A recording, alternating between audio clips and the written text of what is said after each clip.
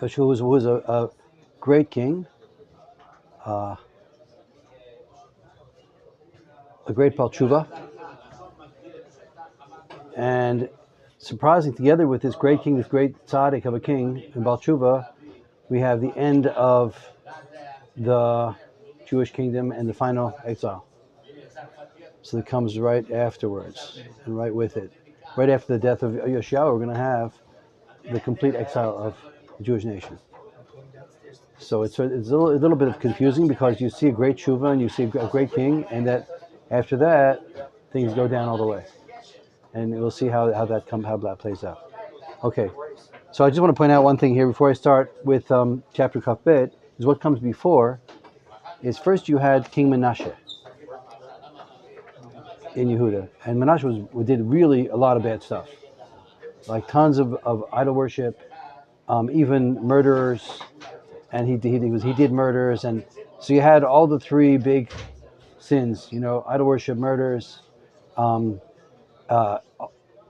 licentiousness, all these things going on big ways in the times of Menashe. Menashe himself did tshuva at the end, but the generation was in bad shape. After Menashe is Amon, and he continued in Menashe's ways, also really bad. So this is the background. And then comes Yoshiyahu. Okay, here we're starting Pesukim. Pasuk Aleph, Kaf Beit Aleph. Ben Shmona Shana, Yoshiyahu b'malcho. Ushloshim v'achat shana malach b'Yushalayim. Hashem imo Yedida bat Adaya Yibatzkat. Vayas Hashar b'nei Hashem v'yelech l'kol derech David aviv lo sar yaminu smo. Okay, so here comes Yoshiyahu, the son of an evil person and the grandson of an evil person, king, and he was a tzaddik. He became king at age 8. I guess there was no one else. I guess he was it. So at age 8 he became a king. How does a person become a king at age 8? I guess they have good advisors, so he became king at 8, and he became king of Yerushalayim, and he did what was right in the eyes straight in the eyes of Hashem. Okay, they took our place. That's fine. Okay, they took right in the eyes of Hashem, and he went in all the ways of David. He didn't go right or small from the ways of David. Okay, so he was really good. It sounds like from age 8 he was already like a tzaddik of sorts. And that sort of it's contradicted later. We're going to see what happens with that. Okay, it seems like he was pretty straight, very straight, all the way from 8 years old. Fi b'shmona esrei shana, the Melech Yoshiyahu, shalach HaMelech et Shafan ben Atzalyahu, ben Meshulam, hasover beit Hashem lemor. It was in the 18th year of Yoshiyahu's reign. That means he was 30 years old. So he sent Shafan, the Sefer, to the Beis HaMikdash. Alei el Chilkiyahu, Kohen, Agadol, v'yatem et kesef, hamuva beit Hashem, sher asfu shomrei hasaf me'et ha'am. So Yoshiyahu told the Sefer, Shafan, go to Chilkiyahu, the Kohen Gadol, go to the Kohen Gadol in the Beis HaMikdash, v'yatem et kesef, and empty out all the money that's saved up for improvements in the Beis HaMikdash. Hamuva beit Hashem, that's brought into the Beis Hashem. And also the ones that were gathered by the Leviim, Shomer Hasaf, from the nation. So they gathered the money toward the Beis HaMikdash in two ways. One is people came, they put it in the box there. Other ways is that he sent out Leviim go to collect it. So there was two ways of collecting all the different kinds of tzedakahs, and so he told him to collect all the tzedakahs and gather them all together, and bring them to and gather them together. V'yatnuhu al Yad Osi Malacha Hamufkadim Beit Hashem Yitnu Oto LaOsi Malacha Asher Beit Hashem the Chazek Bedek Habayit. So he said, and put it to the people that give it the money that you gather to the people that do all the work in the Beis HaMikdash, and they'll strengthen the Beis HaMikdash. So we're having again what we had before with Yoshia. Melch Yoshia did that. It's all very similar. Yoshia also made a big gathering of tzedakah to strengthen the Beis HaMikdash. And that was the chazek et ha'am, and to bring up the level. Tzedakah, as we spoke before, is like a very lofty way of elevating people. So that's what now Yoshiyahu decided to do also. He was coming from it was a very difficult time, and he was trying to elevate things. L'charashim, l'bonim, l'godrim, l'knot eitzim, va'avnim machzev, l'chazek et bayis. So to the wood carvers and the builders and the stone cutters and the wood cutters, all that kind of stuff to strengthen the house. But don't make calculations of how much each person gives, because they're giving from their hearts. They're giving with amunah. Same as before, as Yoshi did. V'yomer Chilkiyahu Kohen. He points the letters are the same letters. Rav Kashtiel, Yoshiyahu and Yoshi, almost the same letters. So they're similar neshamas or something, similar people. V'yomer Chilkiyahu Kohen Agadol. Al Shafan HaSofer, Sefer Torah. Again, V'yomer Chilkiyahu Kohen Agadol Al Shafan HaSofer, Sefer HaTorah Matzati B'Beit Hashem. V'yiten Chilkiah et HaSefer El Shafan V'yikraehu. So Shafan comes, this Sofer, the scribe, comes to the Beis HaMikdash, speaks to the Kohen Gadol, Chilkiah, and Chilkiah tells Shafan, I found a Sefer Torah in the Beis HaMikdash, and he gave it, and Chilkiah gave it to Shafan, and Shafan read it. So what do you mean I found a Sefer Torah? It means that in one of the earlier kings, it could be it was Amon or it was Achaz, they burnt the Sefer Torah and they got rid of the Sefer Torah, and people stopped keeping the Torah. That was happening for generations already, generations of bad kings. Menashe, he's not the one named for burning the Sefer Torah, but they were all doing that. Yes, they were burning it spiritually for sure. Anyway, they found the Sefer Torah hidden under one of the floorboards, one of the stones in the Beis HaMikdash, and they took it out and they read it, and the Sofer read it, the scribe. V'avo Shafan HaSofer El HaMelech v'yashav et HaMelech davar v'yomer hitichu avadecha et HaKesef v'nimsa b'bayit v'yidnu al yad osei malacha hamufkadim b'Beit Hashem. So Shafan came back to the king, and the king said to him, okay, take all the silver that you collected and melt it down so we can use it for building up the vessels in the Beis HaMikdash. Yaged Shafan HaSofer LaMelech Lemor Sefer Natan Li Chilkiyahu HaKohen V'Yikraehu Shafan Lifnei HaMelech. So then Shafan said, but the Kohen Gadol Chilkiyahu gave me the Sefer Torah. And Shafan read it in front of the king. V'hi kishmo HaMelech et divrei Sefer HaTorah v'yikra et begadav. So when the king heard what it said in the Sefer Torah, he ripped his garments. He started to mourn.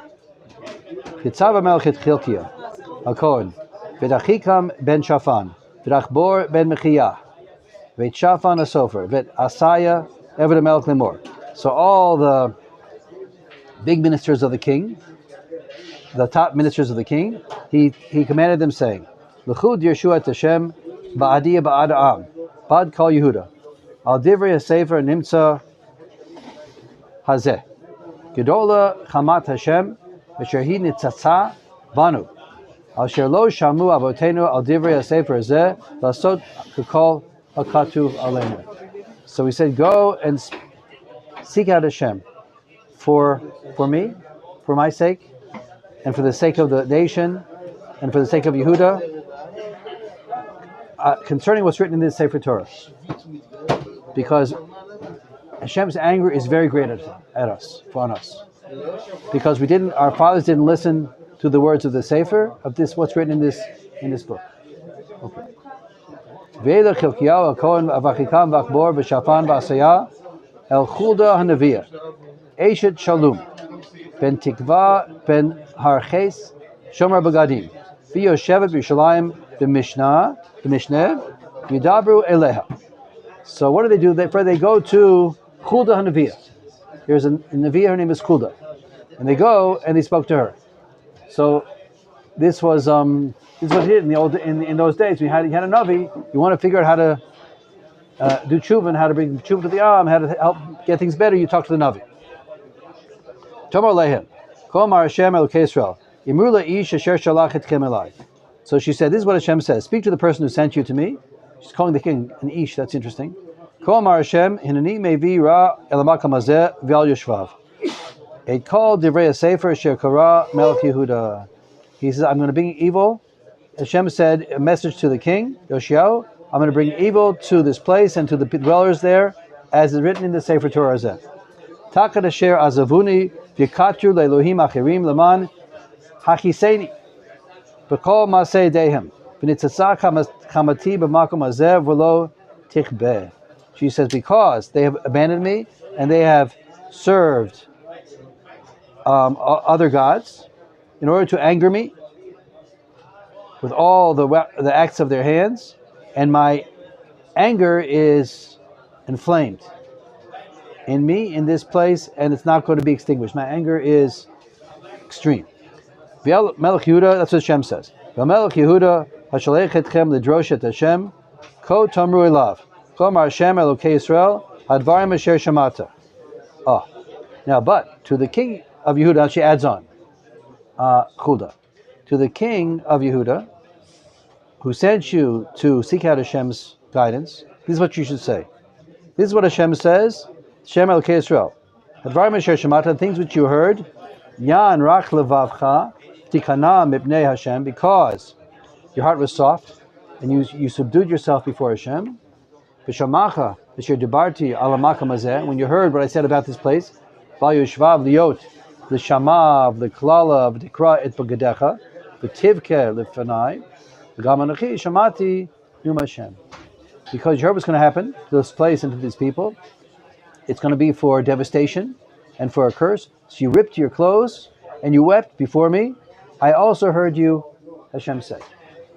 So first he says he's going to bring a destruction on the klal, on the nation. And then he said, and as far as you, I see that you are doing great tshuva. And hinani osifcha el avotecha v'nesafta el kavurotecha. V'shalom. V'lo tiren einecha b'kol hara asher ani mevi al hamakam hazeh v'yashivu et hamelech davar.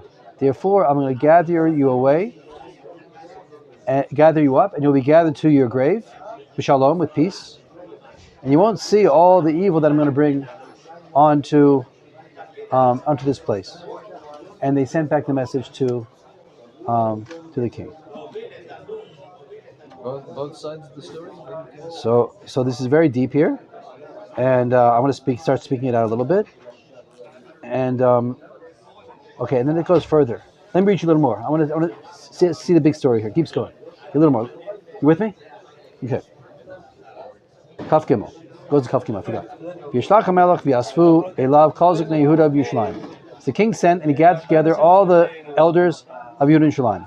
V'yal hamelech beit Hashem kol ish Yehuda v'kol yoshvei Yerushalayim ito. V'kohanim v'neviim v'kol ha'am l'mekaton v'yal gadol v'yikra bazneihem et kol divrei Sefer habrit hanimsa b'beit Hashem. So he gathered together all the people of Yerushalayim, the whole nation. Not the whole nation, all the dwellers of Yerushalayim, including the Kohen and the Nevi'im, everybody, from small to big, and he read from them, from the Sefer Torah, the Sefer, Divrei Sefer HaBrit, which is found in the base of Hashem. So he read from the Sefer Torah. What did he read from the Sefer Torah? Okay, we'll talk about that. He read something from the Sefer Torah. V'yamad HaMelech al ha'amud v'yikrot et HaBrit. Lifnei Hashem lelechet acher Hashem l'shmor mitzvotav et edotav vet chukotav. V'chol lev v'chol nefesh lakim et divrei habrit azot hak'tuvim al sefer zev yamod kol ha'am b'brit. So the king stood on the podium there, and he made a covenant before Hashem that everyone should go after Hashem and keep his mitzvot and his testimonies and his statutes with their whole heart and their whole soul, to lift up, to establish the words of this covenant that are written in the Sefer. And all the nation committed to that. There was a mass tshuva. V'tzav HaMelech et Chelkiyahu HaKohen, HaGadol v'et Kohenei HaMishnah, v'et Shomer Asaf l'otzi meheichel Hashem. Okay, and then it goes on and describes how he started cleaning up all the Avodah Zorah and all the Ovdei Avodah Zorah, all the servers of Avodah Zorah. We'll get back to that. I'll continue there later. So let me go back and start talking about what happened so far. So what's interesting is first it's interesting that his father and his grandfather were evil, and they were far away from Hashem, and they were doing all the abominations and the idol worship. And then you says he was a tzaddik. He was 8. He became king. He did Yashar ben Hashem. So that's unusual also. At 8 years old, he's going against his father and his grandfather and everybody else. Like, what's that about? That's one question. It's a little precocious. What? It's a bit precocious, right? 8 years old to like become a tzaddik when your father and grandfather were Rishoyim and they were big Rishoyim, leading the whole nation in the wrong direction. All of a sudden, 8-year-old tzaddik. Like that's funny. That still sounds a little weird. Maybe it might be in his. Maybe it mentions his mother because she was like a... Okay, that's interesting. She was Yedida. I was thinking this was... that's interesting, yeah. Pasuk Gimel, I thought this was happening later on in his reign. It says... Okay, no, well, so that's interesting what you're saying. So then it says like this. So what happened then? I mean, so he wasn't good. He was a regular kid, you're saying. Just happened to me. He was 8 when he and this was of Yasar. Why didn't it say it afterwards? It's interesting what you're saying. You're saying that the Yashar, he did good in the eyes of Hashem. That was later when he failed the Sefer Torah. Then the Pesukim are out of order. Out of order, very much, yeah. But it's interesting what you're saying. Yeah. Okay, so then what happens is, so he seems like a special child, even. Yeah. And Yashar. That's what it seems to be. Yeah. And then what happens is, he finds the Sefer Torah and there's a revolution. There's a turnover. The world is turned over by this finding the Sefer Torah. That's another question. Yeah. First time the king has read the Torah? Okay, right, that's the question. Right, why is there such a revolution? Because they found this Torah, and there's no Torah. This is the Jewish nation, David didn't know the Torah. Shlomo didn't know the Torah. That for sure. But what about Menashe and Amon? That's the question. Okay, so he's coming in this period of very low period, but they found the Sefer Torah, and then this became this very big event, finding the Sefer Torah. And what happens? They go and they read the Sefer Torah him, and he rips his begadim. He rips his clothes.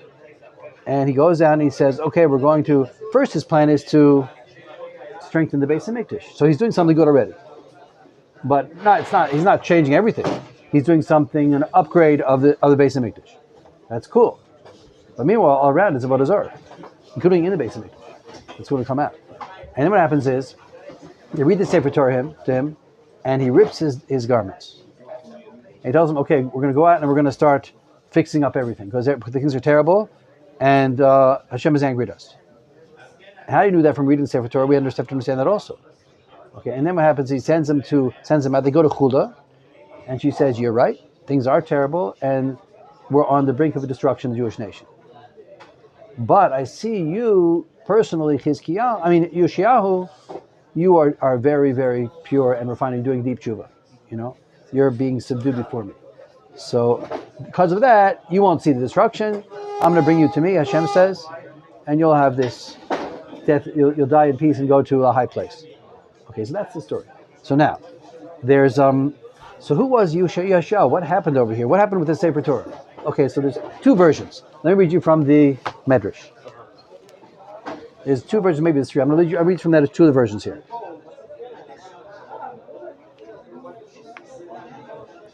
Vayas Hayashar ben Hashem. He did what was straight in the eyes of Hashem. Right, that's our pasuk of Yoshua.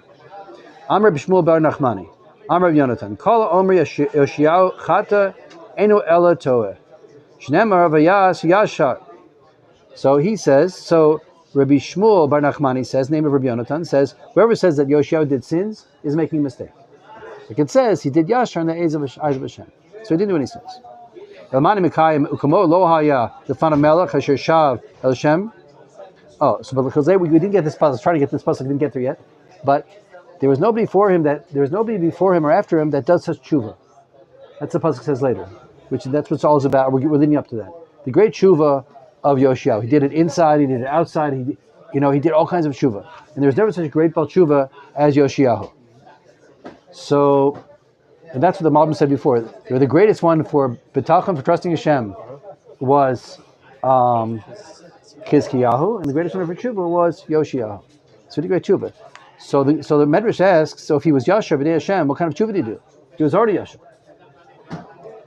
So the answer is, El amani mekayim kamo lo ya lefanav, melech shav el Hashem, There was no king before him that did such tshuva. Shekol din shadan ad ben shmona esrei higziru. Every judgment he'd made until 18 years ago, he returned it. Shema tomar natom azev nasan. You might think that he just gave the money back. No, he paid out of his own pocket. So there's like if people came with a dispute, and he judged somebody wrong, right? So then he went back to all the cases, reassessed them, and if this guy, Of his father and his, if people had a monetary dispute, two people came. He was the judge also. The kings were judges also. People come before him, and this guy's did damage to the other guy's property and this and that, and he made one guy pay, and now he looked back over all the cases he judged, and he felt he made a mistake. He would go and pay out of his pocket to the one that had to pay without taking it back from the other one. So that's what a judge does on a really righteous level. Okay, so what does that mean? Well, this is the first shot in who Yoshiyahu was. So he was what we call nowadays a tinik shenishva, captured child. So captured child means someone who grows up in an environment where they don't have Torah. And he could be a very good person. He could be a ish yashar. He could have acquired very good character and very good attitudes and good desires, all kinds of very lofty character without knowing the Torah. So he's not keeping the Torah. So that could be that's one shot here. That's the first shot here in what Yoshiyahu was like. He didn't really know the Torah. Torah wasn't around. People weren't learning from the times of his grandfather and his father. Sefer Torah was a novelty. And so when they read him the Sefer Torah, he said, "Oh, that's what it says, and that's what it says. And it says that law and that halacha and that mitzvah. I didn't know that." And so that was the tshuva. So now he started to get up and put everything right, because he didn't know exactly what was going on. He was just like a really good guy. Okay, so that's one shot in the Midrash. So that's really interesting. And then that explains why they call him Yashar, even though the Pesukim, we're getting to the Pesukim, that we see there was avodah zarah everywhere. And had to clean it up. So if he was such a great king, why didn't he clean it up? And she didn't know. He didn't know exactly what the Torah said about all that. So he found out, and so that's the story here. That's one shot. he's still 18 years old when this is... No, it's 30. He started when he finds the Sefer Torah. 18 years later. He starts when he's 8. 26. 18 plus 8. 18 plus 8. Oh, okay, 36. 26. 26. I'm not counting right. 18 plus, for some reason I had 30. Okay, 26, whatever it is. Yeah, anyway, so, Shalom Shirley. So, therefore, one second. Shalom.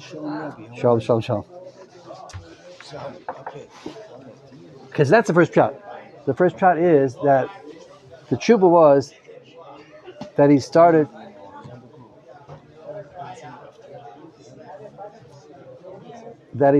keeping the Torah properly, and he started bringing back the fulfillment of the Torah, as it's meant to be done, to all of Am Yisrael. Okay, Shirley, we're in the middle. Yeah, okay, I'm listening. Okay, thank you. Okay, now, that's one shot.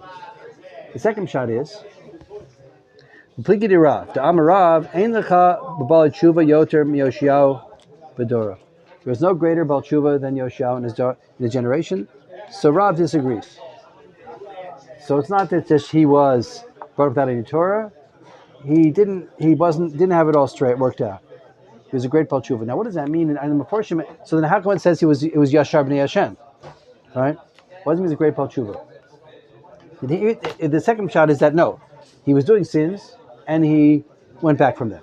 A Bal Tshuva in the more simple sense. And it's not like there was no Sefer Torah and they didn't know anything. It means that he did tshuva on things that he's doing wrong. What was doing wrong? So especially because it calls him Yashar. Right, so it starts a riddle. This whole story is a riddle. So you could say the second shot's like this, and this. I think this is what I got from Rav Kashiel. First, you see it works out very well. It's very interesting. The second shot is that he was for himself doing the right thing. He was Yashar, personal level, but he wasn't really dealing with the deeper issues. He wasn't dealing with all the things going around him, and he was just doing what worked for him. And he wasn't making an upheaval and a revolution against the trends which have been firmly ensconced in Klal Yisrael from the times of his grandfather and his father. So in other words, the fact the idea that he did tshuva, when he started to address the real issues of what was going on all around him, the Avodah Zorah, in the Beis Hamikdash, all around, all the things going on. He started to address that seriously. So that was his tshuva.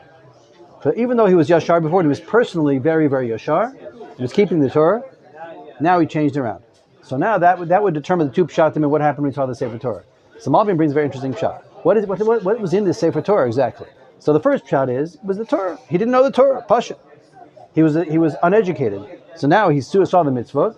So he started keeping the mitzvot and teaching the Am to do the mitzvah and getting rid of Avodah Zorah. That was the first pshat. Second pshat is no, he did know the Torah, and it wasn't that extreme that nobody knew the Torah. That's hard to imagine.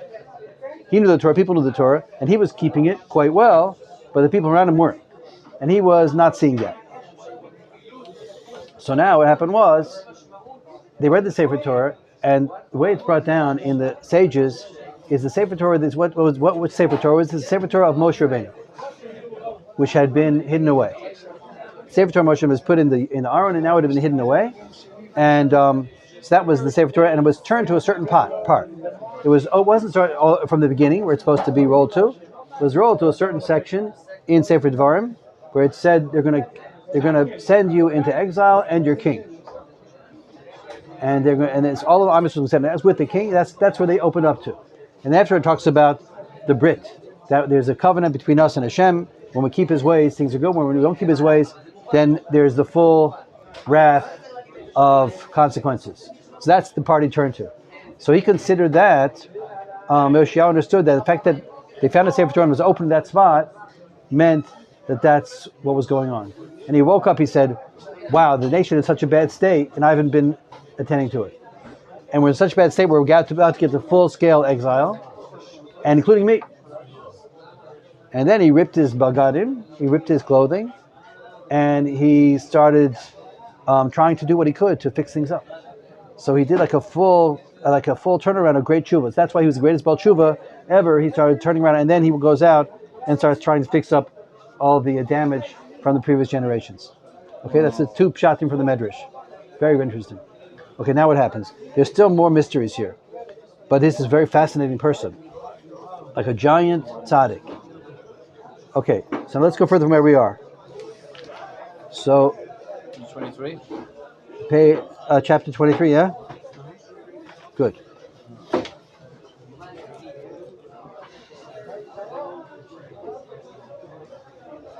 Or we're at the beginning of 23, right? Sorry.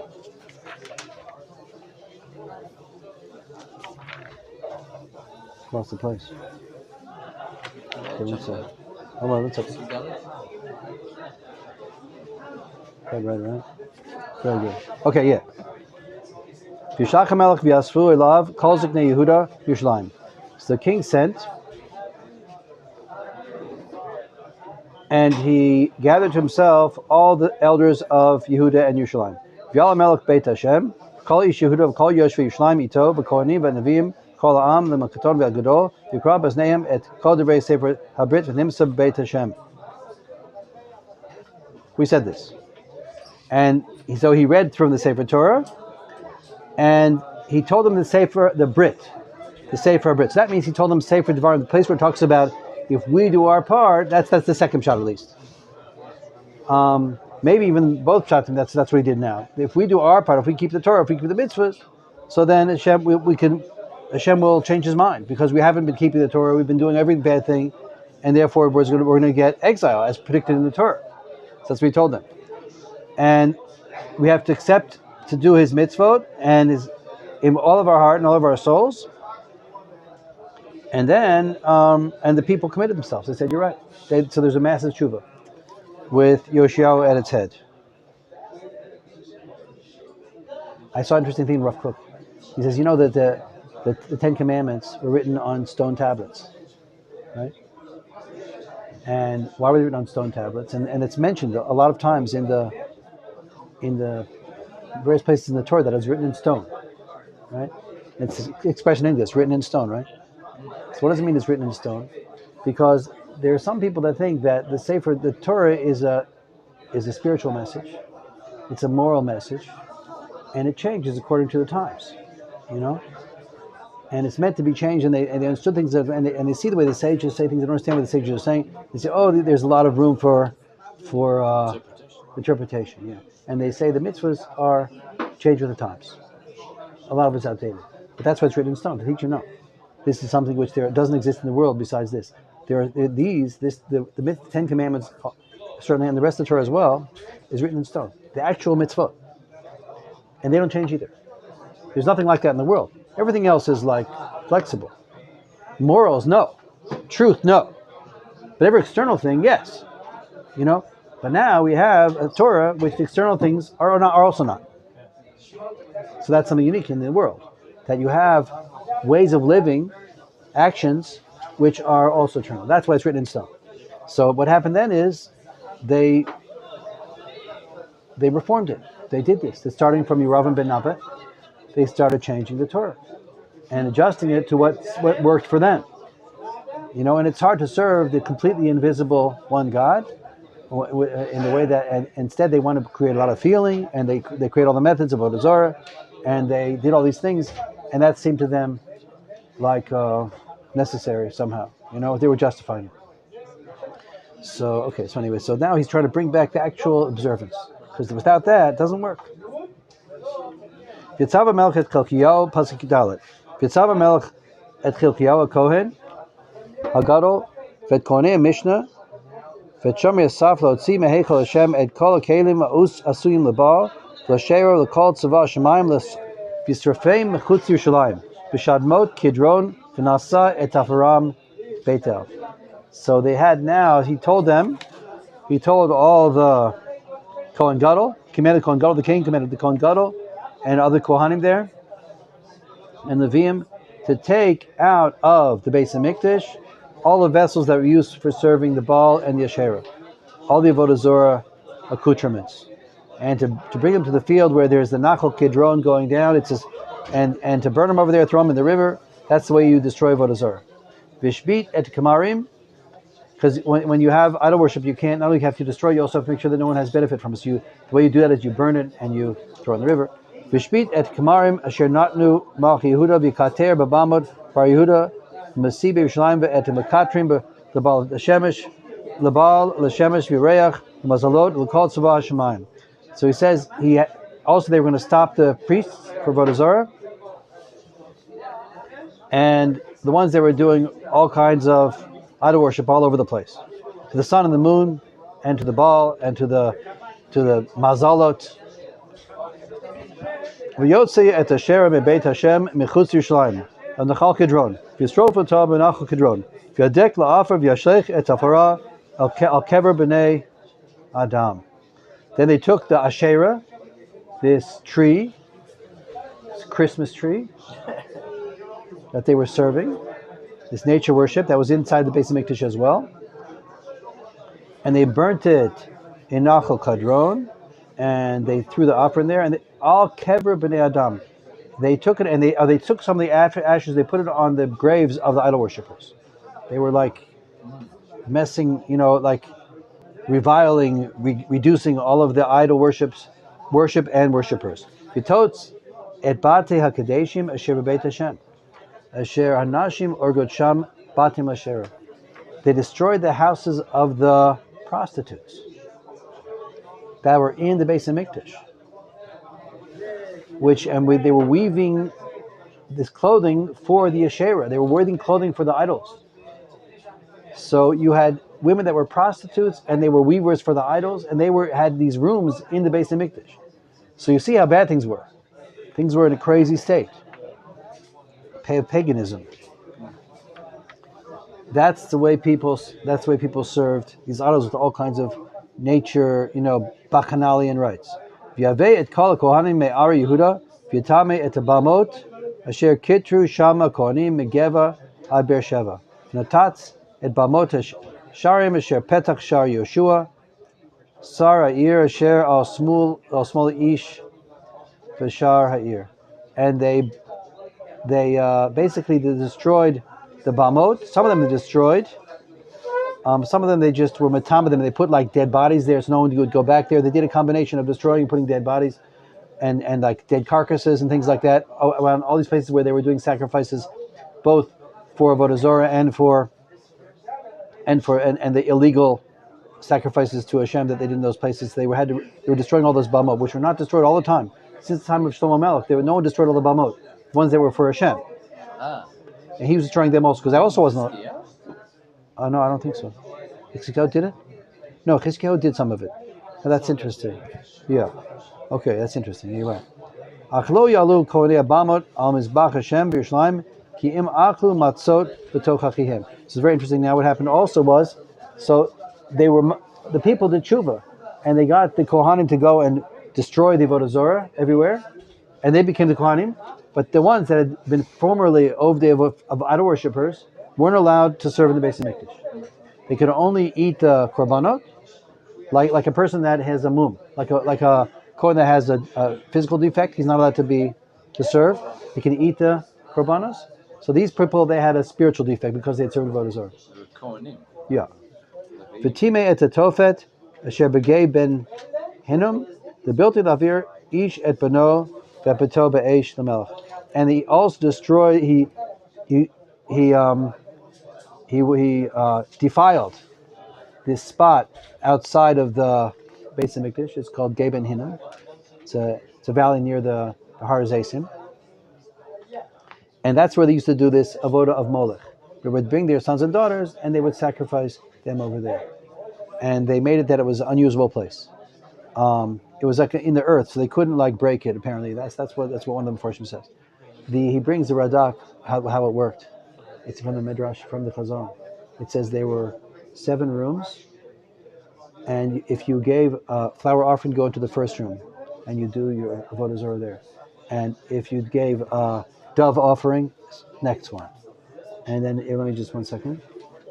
And if you did a sheep, you go to the third section. If you did a goat, you go into the 4th section. If you did a calf, you go into the 5th section. If you did an ox, go into the 6th section.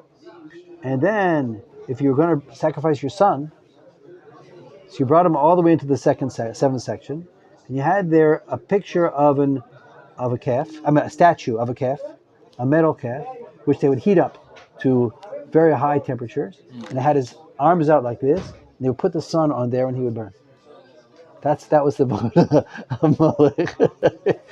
And it was called a tofi because they would beat drums there. They would have drums to make sure that the parents wouldn't go back on it as they hear their children crying out. Esh tofit, which means in Hebrew, what's that mean? It's like a huge gunfight or an amazing amount of firepower. Commotion. Fire. No, a fire like this is going to burn up people. Firefight. I see. Okay. Sounds okay. Like hell on earth. Okay, hell on earth. So that's what this is. It's called Gehinnom. We use this plate B'nai Gen Hinnom, B'nai B'gay Ben Hinnom. It's sort of like the word Gehinnom. I think Gehinnom. The word Gehinnom comes from this. This was hell on earth. The location of this valley. Yeah. Okay. Well, there's a spiritual hell, but this is the okay. Because of Molech. Molech. Yeah. Okay. Anyway, so they also got rid of that. V'yashbeit et Susim asher natnu Malki Yehuda l'shemesh mebo beit Hashem elishkat Natan Melech Hasaris asher b'parvarim vet markavot Hashemesh sarapesh. They also had the thing of serving the sun. They would serve the sun. They would picture the sun as horses with a chariot, like riding across the world, right? And that was like the way they would image it. And they had these actual horses. I think they had actual horses and actual chariots that they would bring them over to a certain house, in the direction of the sun, away from the Beis Hamikdash, and that was part of their serving the sun. So anyway, they burnt up that all up. But the mizbachot asher alagag aliyad achaz asher asu malchi Yehuda vet mizbachot asher asu manasha b'shtei chatzrot beit Hashem natatz hamelch v'yaratz misham v'shlichet hafaram el nachal kidron. So they had on top of the roofs, on the roof of the king of Menashe, they had these idols, these altars. So they broke them because they would serve the heavens up there. And also,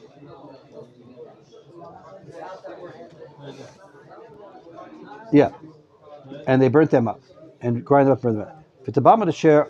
Al Panei Yushlaim Hashem Mimin Nahar Mashchid Shabana Shlomo Melech Yisrael Lashtoret Shikutz Sidonim L'Kmosh Shikutz Moav L'Milkom Toavet Bnei Ammon Timei HaMelech. And also what's left over from Shlomo Melech, which means that the wives of Shlomo Melech set up also these altars to their various avodah zarahs, and Shlomo didn't stop them. Therefore, it's called on his name, and they were never fully destroyed. It could be that they were served afterwards for avodas Hashem over there also. So they also were matama them. They also defiled them. They broke them also. They filled them with the bones of people. That's how you defiled. No one's going to come there anymore. It's full of bones, and they broke them. Okay. Ben Navid asher hechtias Yisrael, gamet mizbeach hahu betabama natatz v'yisrof etabama hadek lafar v'saraf asherah. So also now they went to the bamas, to the altars which Yeravam had made. He went out of Yehuda. He went into Yisrael. He was cleaning up all of Am Yisrael as much as he could. And so then he also defiled these bamot which Yeravam had made. So that was the beginning of the downfall of Am Yisrael, and he went to get rid of that also. Yeah. So okay. V'yifin Yoshav v'yaret al-kvarim asher sham bahar v'yishtach v'yikach et zamot v'yikvarim v'yisrof al-mizbeach v'tamehu k'dvar Hashem shekara ish elokim shekara et dvar me'ele. He went and burnt the bones of the idol worshippers, which were buried over there, on the mizbeach that they served idols on, as predicted by that Navi, that Ido, yeah, that predicted that said it was going to happen, and then he was killed by a lion, right? Yep. And the other false Navi was buried next to him. So look here, V'yomer ma atzion alaz. So they said, what is this grave marker? Asher ani roeh v'yomer elav anshe ir. What's this grave marker? Yoshiyahu said that. I think Yoshiyahu said it. And the people said, Hakever ish elokim asher ba mihuda v'yikra et dvar me'ela asher asita al mizbeach beit el. So, v'yomer hinicholo ish al yanam atmotav yamaltu atmotav et atzmot navi asher ba b'sharon. Basically, what they said is that this is a place where the Navi Ido was buried. He predicted all this going to happen. He was a Navi tzaddik who got tricked, and the other false Navi buried him when he's eaten by the lion, killed by the lion, and he put himself next to him. Right. So now they're pointing. This is what you're seeing right here. He's right here. So then Yoshiyahu said, "Okay, leave them." Because if we would take him out, the false Navi, and burn him with all the rest of false Navis, but I'm afraid you're going to disturb the other grave, and so just leave them over. That's the pshat over here.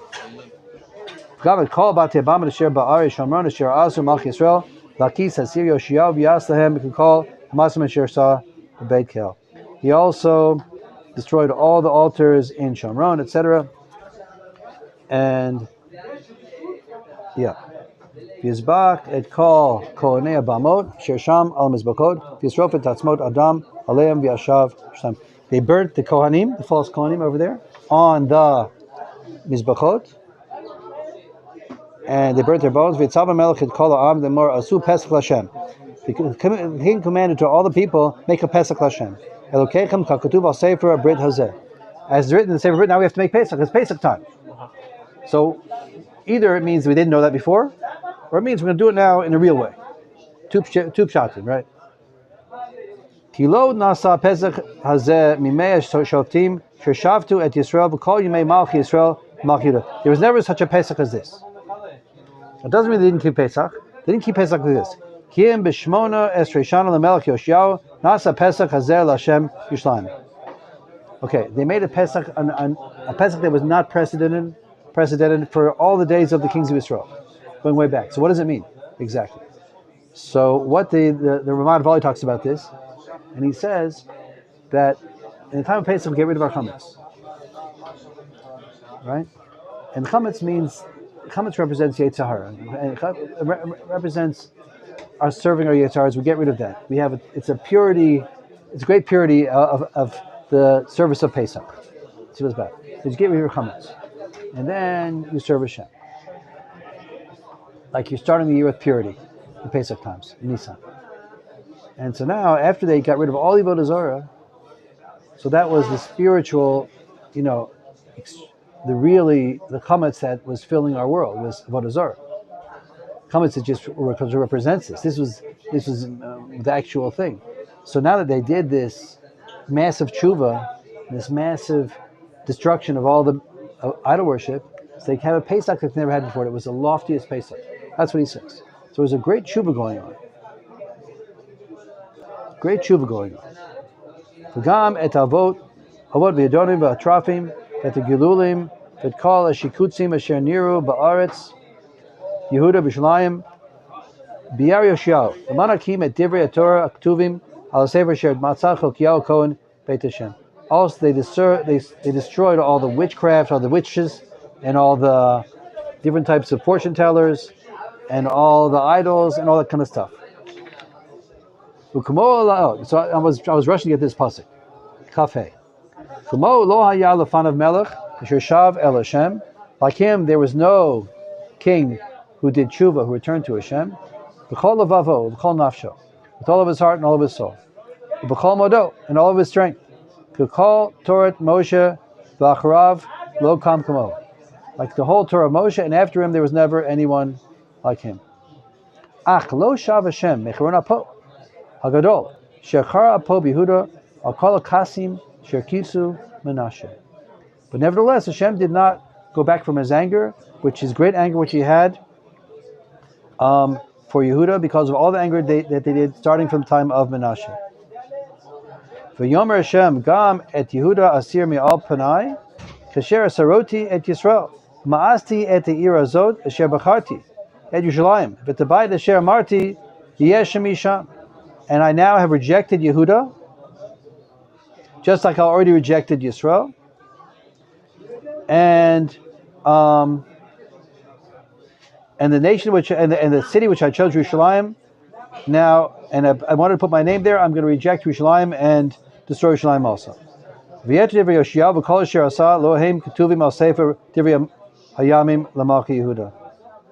Okay, and then B'yamav ala par necho. Oh, it's almost time to stop. Okay, and then what happens is then this par necho from Mitzrayim came, and he wanted to pass through the land. I'll tell you outside to Israel, and Yoshiyahu said, "No, you can't pass through my land." He was going to fight a different king. So because Yoshiyahu started up with him, he actually killed Yoshiyahu, and that was the death of Yoshiyahu. That's the king of Judah. Yeah, and then everything went down from there, and there was the massive exile of Am Yisrael. And that's what the rest of the Sefer describes, the final exile of the Jewish nation from. Of the kings and the Kohanim. I mean, the two exiles. There's a little bit more to it. There's right. There's the temple. We have also Gedaliah comes in here. There's a couple things going on. But let me go back and talk about. I can't do it all at once. I just want to talk a little bit more Yoshiyahu. There's a few mysteries here. We have to stop in 3 minutes. But it's very interesting. So first of all, you see that Yoshiyahu did a massive tshuva for himself and for Am Yisrael. And it's amazing. And there's the idea that tshuva, nothing stands against tshuva. Right? So what was the tshuva? Either he brought back keeping the Torah to all of Am Yisrael, or another pashat is that he got past the surface of things. He realized that people were not really serving Hashem as they seemed to be, or there was a lot going on. And that's the Gemara says he would go and clean it up, and they would be hiding the idols behind the doors. But there was this massive tshuva, and especially according to Ramad Vali, that the Pesach was the most pure Pesach ever. It means there was a massive tshuva. And yet, Hashem didn't go back from his decision to destroy Jewish nation. Now, I've been trying to figure that out for the past few days. Like, what happened? Why didn't the tshuva work? Because tshuva works. And here we have the biggest Baal tshuva ever, which was Yoshiyahu. And he was leading the whole nation to tshuva, and they were doing tshuva also. But it didn't work. So it's mysterious. I want to tell you, I don't have exactly clear, but it seems like that there was a type of a doubleness to their habits. They were used to doing things on one level, and on another level they still kept their habits. They're very attached to Avodah Zarah, to idol worship, and attached to other things which were wrong. And it could be temporarily. I would want to say like this. Temporarily, when Yoshiyahu was right with them, they had this full tshuva. or almost full tshuva. And then after he was out of sight and out of mind, they would go back to their old system, and that's what happens afterwards. They go back, and the son and the grandson of Yoshio were also bad. They're also doing Avodah Zarah. Now they grew up when he was either not observant at all, or he was allowing the things to go on all around him, and they grew up in that atmosphere. Even though when the father does tshuva, the kids could be pulled after him. There's a sfatim like that I would like to tell you if I had a time more, but here it didn't work. It's still a bit of a mystery for me. But it seems like that's what I saw Rav Kashiel said. He said that this habit of being not completely sincere was so deep inside people, even though on a momentary basis they had a complete or almost complete tshuva, it didn't last. And therefore, the decree to destroy everything went forward. But it's interesting that in the end, at the very end of the period of the Beis Hamikdash, there was this great tzaddik who did great tshuva and led us in tshuva as much as he could. You know? And he was the greatest Baal tshuva.